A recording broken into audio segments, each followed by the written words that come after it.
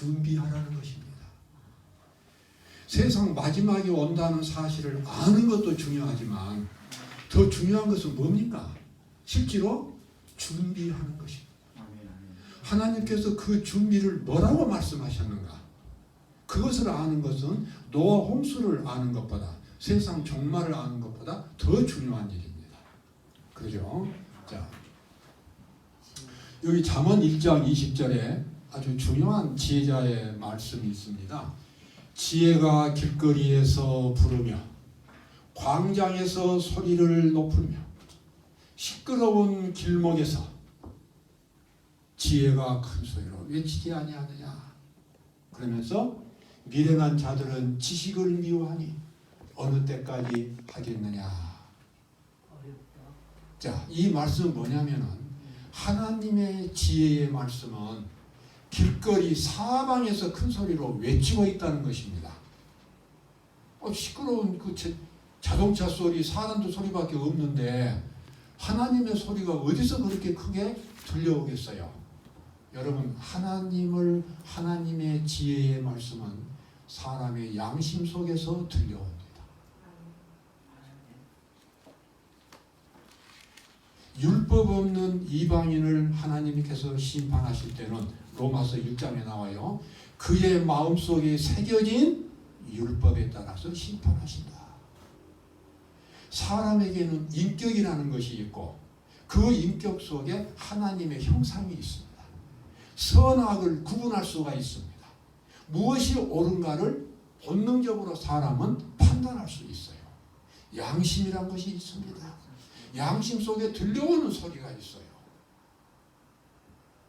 모든 사람에게 하나님께서는 하나님의 음성을 들려주셨어요. 하나님을 믿는 사람과 믿지 않는 사람의 구분은 뭐냐면 하나님을 믿는 사람은 더 영리해서 하나님의 말씀을 깨달은 것이 아니고요. 양심 속에 들려오는 하나님의 음성을 그것을 양심적으로 인정하는 사람이 믿는 사람인 것입니다. 다 들려오는 것입니다. 마음속에. 솔로몬이 지금 말하는 것은 바로 그거예요. 지혜가 길거리에서 부르며 광장에서 소리를 높이며 시끄러운 길목에서 외치지 않느냐. 지금도 하나님의 음성은 모든 사람들 마음속에 들려오는 것입니다. 그리고 세상 끝이 오고 있다는 음성이 큰 소리로 들려옵니다. 준비해야 한다고 하는 것입니다. 하나님께서는 그 준비되는 말씀을 모든 것을 다 마련해 놓으신 것입니다. 보겠습니다. 선지자 왕 536쪽에 보면 이 시대의 징조들은 우리가 크고 엄숙한 사건들의 문어기에 서 있다는 사실을 선언한다. 이 세계의 모든 일들이 뭐하고 있어요? 격동하고 있다. 심하게 흔들린다. 움직인다. 그 말이에요. 이 시대에 대한 마지막 때에 대한 화입 부인의 정확한 예언인 것입니다. 이 시대의 징조들은 우리가 크고 엄숙한 사건들의 문어기에 서 있다는 사실을 선언한다. 이 세계의 모든 일들이 격동하고 있다. 남극과 북극의 대륙 그 빙하죠. 그것이 녹은 다음에 이 세상에 어떤 재앙이 오는지 상상이 안 된다는 것입니다. 이것은 전혀 새로운 세상이 되어버린다는 거죠. 물이 차고 올라오는 것은 그건 둘째 문제고 기후가 완전히 바뀌어져 버린다는 겁니다. 자, 이와 같은 상황들 통치자들과 정치가들은 우리 주위에서 일어나고 있는 사건들을 신중히 지켜보고 있다. 그들은 국제관계를 주시하고 있다. 그들은 도처에서 일어나고 있는 격렬함을 관찰하고 있다. 눈여겨보고 있는 것입니다. 이 모든 사건들이 앞으로 어떻게 결말을 맺을 것인가? 아무도 예측을 못하는 것입니다. 그 크고 결정적인 사건이 일어나려고 하고 있다는 사실, 즉 이 세상이 바야흐로 무서운 위기에 직면하고 있다는 사실을 인정한다. 성경만이 이 일들에 대한 올바른 해답을 준다. 아멘. 아멘. 하나님께서 이와 같은 예언들을 주신 이유는 뭐냐면 단순히 우리에게 지식을 주기 위해서만 주신 것이 아닙니다. 뭐 하려고요? 우리를 위기 가운데서 살리려고요. 살아날 길을 찾으라고요. 그래서 이 세상이 무너질 때에 살아남을 수 있게 되라고 이런 모든 기별들을 주셨다는 것입니다. 자, 예수님 말씀이죠. 노아의 때와 같이 인자의 임함도 그러하리라. 홍수 전에 노아가 방주에 들어가던 날까지 사람들이 먹고 마시고 장가들고 시집가고 있으면서 홍수가 나서 저희를 다 멸하기까지 깨닫지 못하였으니 인자의 임함도 이와 같으리라. 아멘.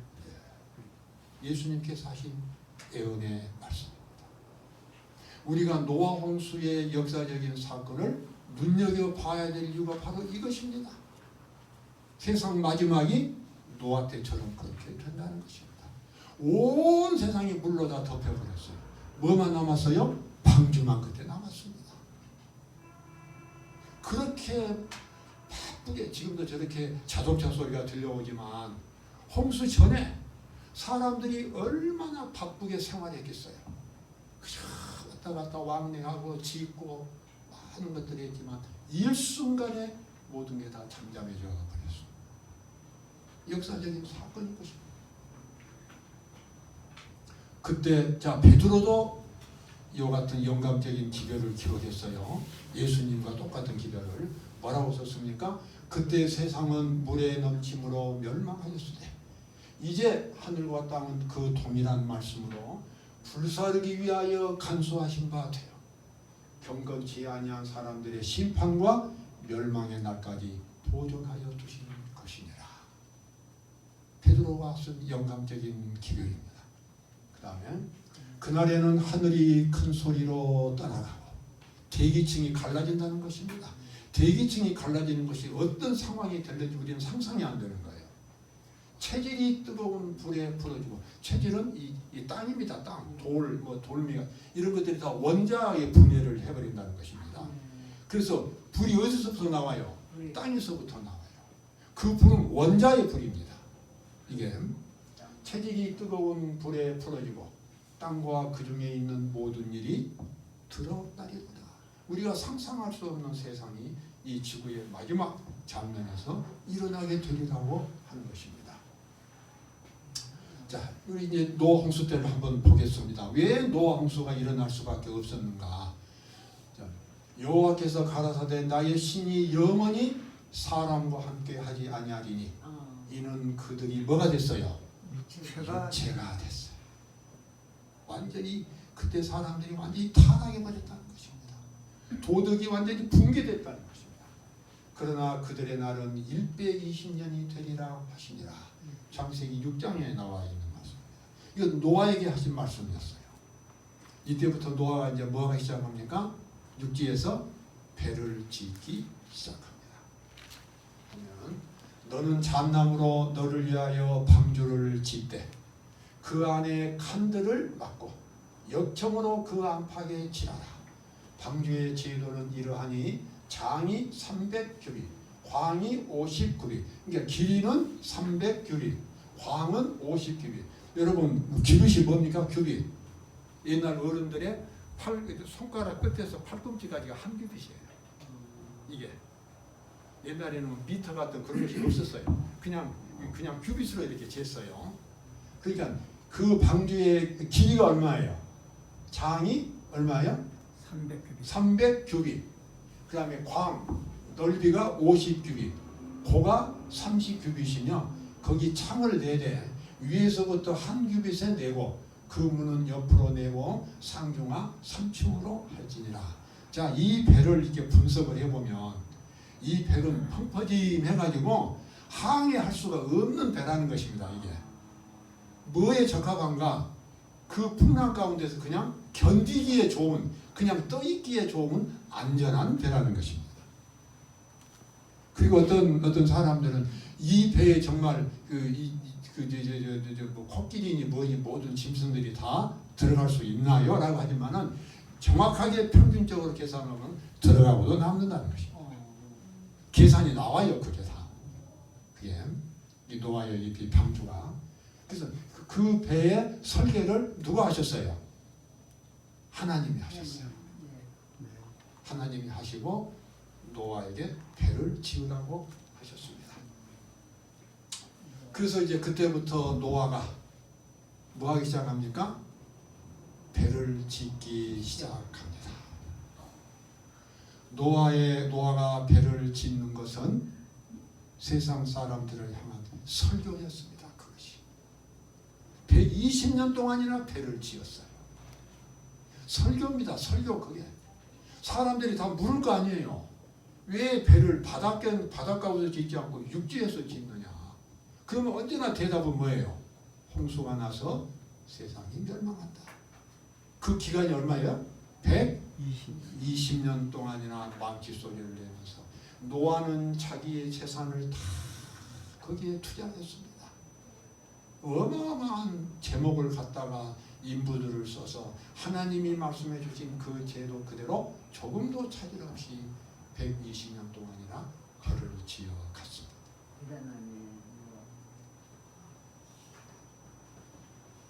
노아의 방주의 소식을 못 들은 사람은 없었을까요? 다 그 소식을 들었습니다. 홍수와 세상을 멸망시키려고 한 하나님의 예언을 다 들었어요. 노아를 통해서. 그런데 노아 600세 되던 해 정확한 연대가 나옵니다. 노아 600세 되던 해 2월 곧 그달 17일이라 역사적인 사건을 정확하게 기록했습니다. 그날에 큰 기쁨의 샘들이 터지며 하늘의 창들이 열려 얼마 동안이요? 40주야를 비가 땅에 쏟아졌더라. 노아 홍수 나던 때를 연대로 계산해 보면 BC 2344년이 됩니다. 그리고 창조로부터 계산하면 1656년이 됩니다. 이런 연대 계산이 어떻게 가능할까요? 성경 창세기에 보면 뭐가 나와요?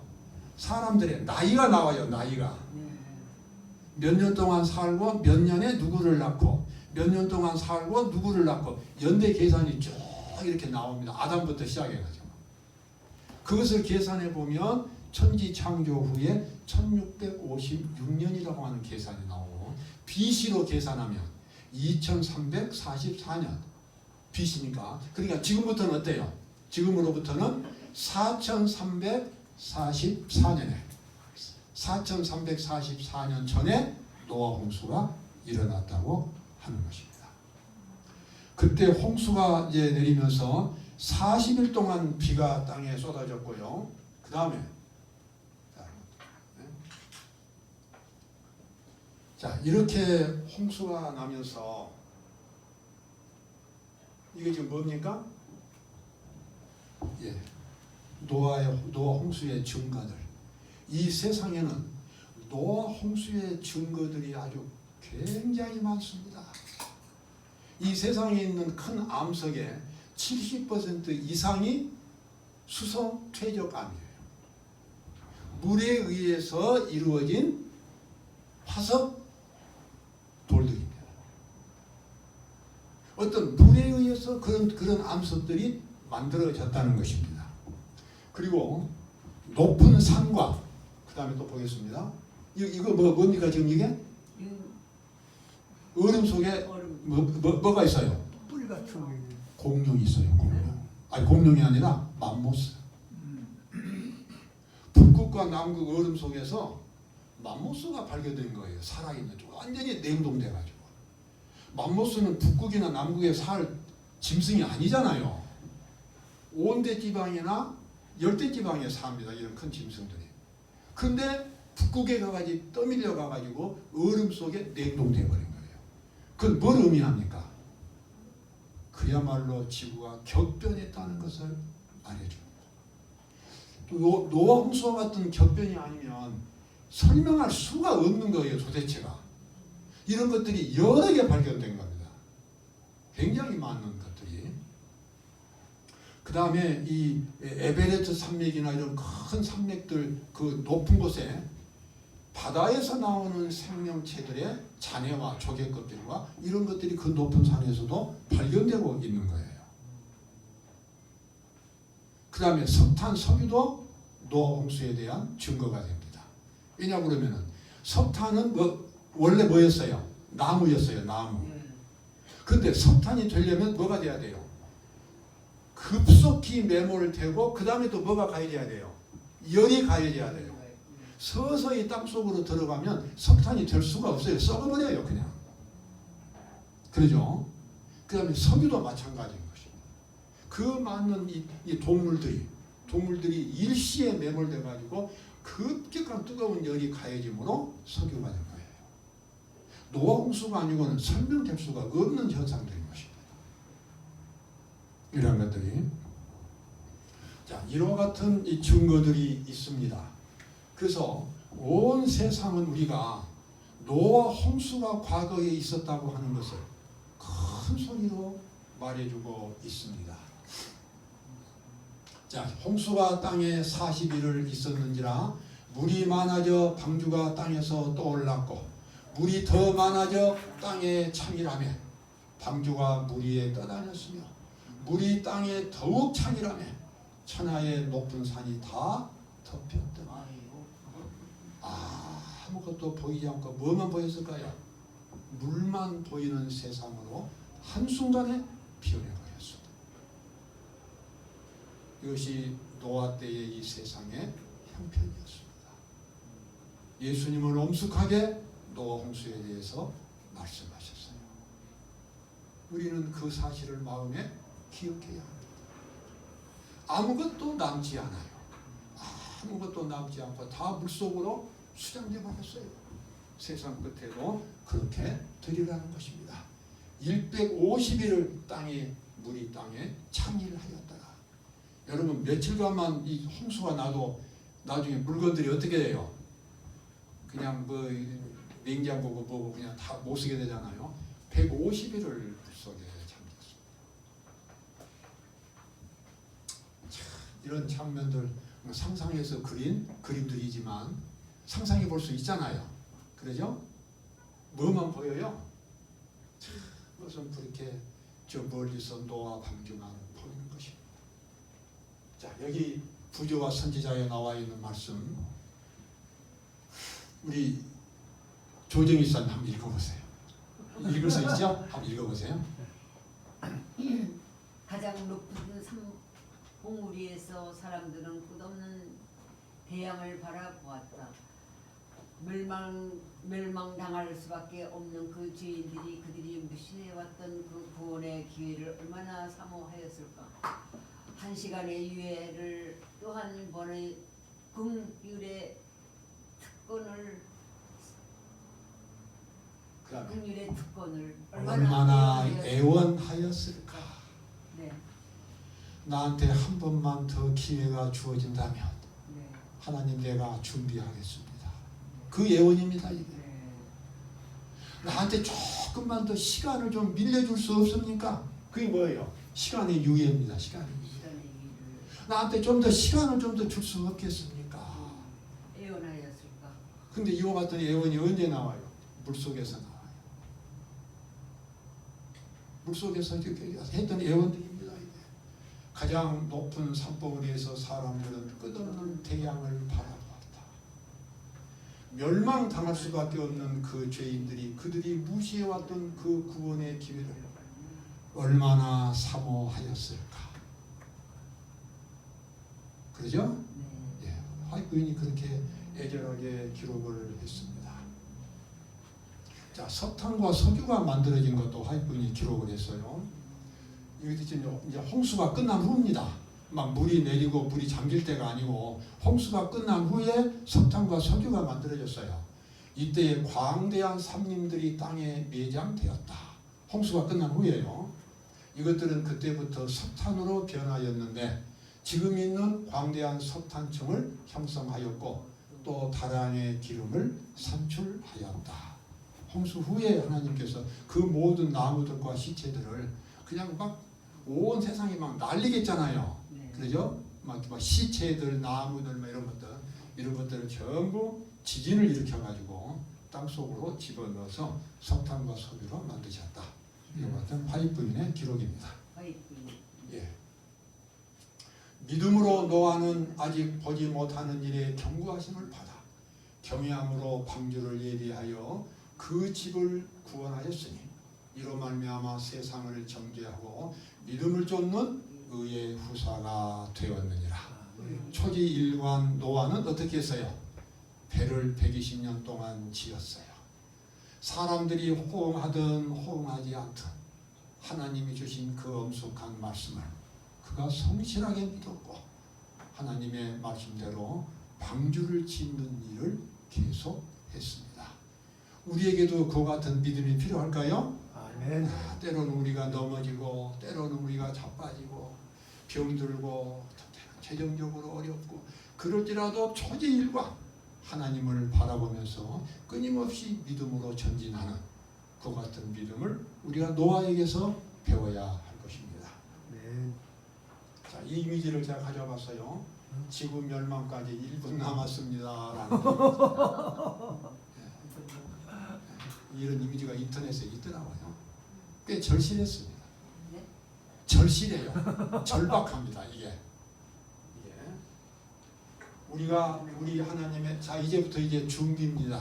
네. 어떻게 우리가 준비할 수 있을 것인가? 이제 중요한 거죠. 요한계시록 7장에 나와 있는 말씀.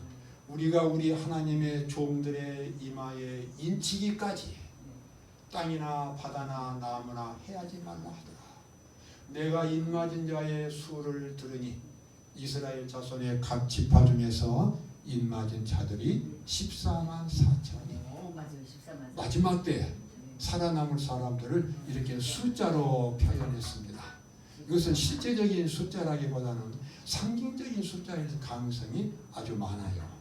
이게. 자, 그런데 가장 중요한 것은 뭡니까? 인침인 것입니다. 인침. 하나님의 인을 받는 것입니다. 그래서 이 구원이라고 하는 것은 또 교파 문제가 아니고 성경 지식의 문제가 아니에요. 근본적으로 사람이 하나님의 인을 받아야만 구원받는 것입니다. 우리가 갖고 있는 믿음은 하나님의 인을 받을 수 있는 믿음이 되어야 하는 것입니다. 마지막 때에 대한 준비도 예수님의 재림도 그것이 바로 핵심인 것입니다. 14만 4천이요? 예, 이마에 인을 받는다. 그러면 이마에 인을 받는다는 의미가 무엇인가 좀 더 보겠습니다. 자, 이 말씀 저는 아주 좋아합니다. 우리 같이 한번 읽어보실까요? 고린도후서 4장 6절 시작. 어두운 데서 빛이 비치게 하시던 그 하나님께서 예수 그리스도의 얼굴에 있는 하나님의 영광을 아는 빛을 우리 마음에 주셨느니라. 아멘. 감사합니다. 네. 사도 바울이 어떻게 이런 표현까지 썼을까? 예수님 얼굴에 나타난 그 표정이 어디에도 있다는 거예요. 우리에게도 있다는 거예요. 무슨 표정입니까? 하나님의 영광을 아는 그 표정. 예수님 마음에 있었던 그 표정이 우리에게도 나타나는 것입니다. 우리에게 나타나는 이유는 뭐예요? 우리 마음속에 누가 계셔요? 예수님이 계셔요. 하나님의 말씀이 있어요.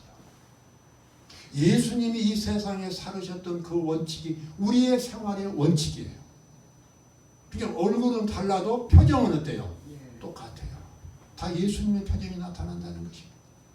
이 말은 다시 말하면 우리가 하나님의 사상을 하나님의 말씀을 생활의 기본으로 삼는다면 우리에게도 뭐가 나타나요? 예수님 표정에 나타났던 예수님 얼굴에 나타났던 그 표정이 우리 얼굴에게도 나타난다고 하는 것입니다. 아멘. 그게 사실은 뭡니까? 입맞은 겁니다. 그것이 매일매일 반복되고 그래서 5년, 10년, 15년, 20년 이렇게 생활하다 보면 그게 이제 굳어지는 거예요. 그게 사상이. 그래서 그리스도의 형상이 나타나는 것입니다. 그리스도의 형상은 원래 아담을 창조할 때 있었어요. 그래서 구원이라고 하는 것은 회복인 것입니다. 하나님께서 아담을 만드실 때에 어떻게 만드셨어요? 하나님의 형상대로 만드셨다고 나와요. 그런데 죄가 들어온 뒤로부터 그 형상이 무너졌어요. 그러므로 구원이라는 것은 뭐예요? 원래 그 형상을 회복하는 것입니다. 바로 그것이 구원입니다. 요한 웨슬레가 참 했던 유명한 말 저는 늘 기억합니다. 당신의 종교가 당신을 변화시키지 못하면 당신의 종교는 하나의 파스입니다. 파스가 뭔가 단막극입니다. 단막극. 연극하죠. 연극하잖아요. 연극할 때 어떻게 해요? 예를 들어서 햄릿 역할을 한다면 내가 햄릿 역할을 한다면 나는 햄릿이 아니에요. 근데 햄릿 복장으로 올라가 갖고 방 위에 서서 햄릿처럼 내가 말하고 행동하는 거예요. 막 말하고 행동하고 그러다가 연극이 끝나면 어때요? 햄릿 옷을 벗어버리고 나는 원래 이제 조철수로 돌아오는 겁니다. 당신의 종교가 당신을 변화시키지 못한다면 당신은 하나의 가면극을 쓰고 있는 것이다. 맞는 이야기죠? 그래서 감리교를 일으킨 위대한 부흥사가 요한 웨슬레였어요. 그분은 참 존경스러운 분입니다. 어두운 데서 빛을 하시던 그 하나님, 천지창조, 창세기 1장에 그렇게 나오죠. 1장 1절에 태초에 하나님이 천지를 창조하시니라. 그 다음에 흑암이 깊은 위에 있고